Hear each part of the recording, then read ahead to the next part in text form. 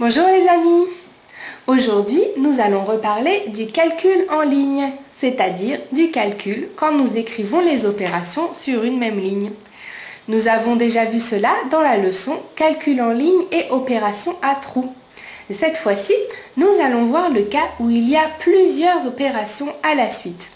Par exemple, si on me dit lors d'une collecte d'argent, une personne donne 5 €, une autre personne donne 3 € et on prend 6 € pour acheter un cadeau.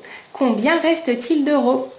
Alors pour trouver le résultat, je dois calculer 5 € plus 3 € moins 6 €.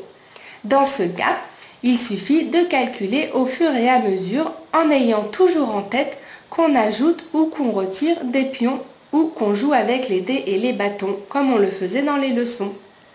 Par exemple ici, pour calculer 5 plus 3 moins 6, je vais commencer par ajouter 5 plus 3.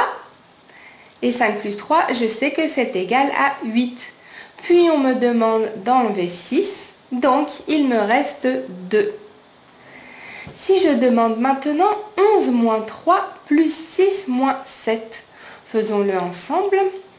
Tu commences donc par 11 moins 3, et ça c'est égal à 8. Puis avec ces 8, je fais l'opération suivante, donc plus 6. Et 8 plus 6 est égal à 14. Puis je fais le moins 7. Et 14 moins 7, c'est égal à 7. Donc tout mon calcul, 11 moins 3 plus 6 moins 7, est égal à 7. Prenons un dernier exemple. 9 moins 4 plus 8 moins 2. Je te laisse le faire tout seul, donc tu peux mettre la vidéo sur pause et reprendre lorsque tu auras terminé. Tu as trouvé? Vérifions si nous avons trouvé pareil. 9 moins 4 égale 5, plus 8, cela fait 13, et moins 2, 11. Donc 9 moins 4 plus 8 moins 2 égale 11. Bravo! Tu as compris comment calculer en ligne. Maintenant, tu te souviens que lorsqu'on fait une addition, on rassemble tout.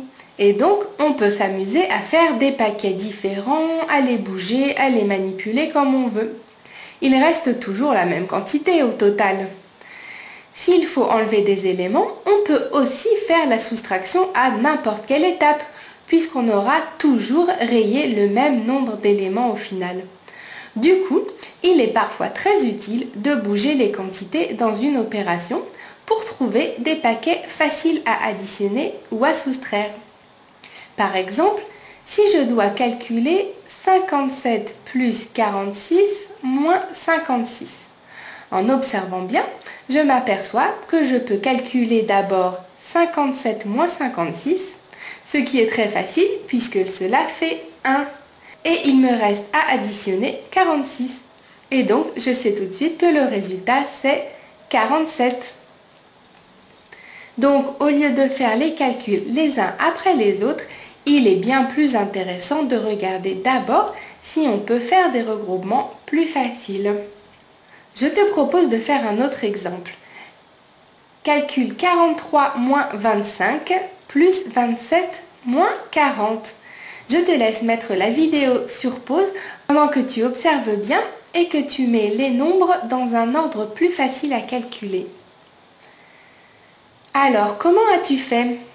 As-tu remarqué que c'était très facile si on bougeait les nombres pour faire 43 moins 40 et 27 moins 25? Il reste alors 3 plus 2, donc 5. Bravo! Alors pour bien te souvenir de cela, je te demande de fermer les yeux et de t'imaginer que tu dois faire un calcul. Par exemple, celui que nous venons de voir, 43 moins 25 plus 27 moins 40. Alors tu commences donc par observer tous les nombres et tu regardes si en les bougeant, il n'y aurait pas des opérations faciles à faire. Si tu en trouves, tu bouges les nombres, sans oublier bien sûr les plus et les moins. Et tu peux alors faire les opérations faciles, puis les opérations qu'il reste. Et voilà, Tu vois donc qu'il est très important d'observer d'abord car cela peut rendre le calcul beaucoup plus facile. En plus, il existe d'autres astuces pour encore faciliter certains calculs. Tu pourras les voir dans la leçon Calcul mental et en ligne, astuce 2, numéro 2. Et surtout, tu deviendras de plus en plus rapide en t'entraînant beaucoup. Pour cela, tu trouveras des exercices sur le site réviser.eu dans les leçons du professeur Atout scolaire et la leçon Calculer en ligne des suites d'opérations. Alors amuse-toi bien et à bientôt!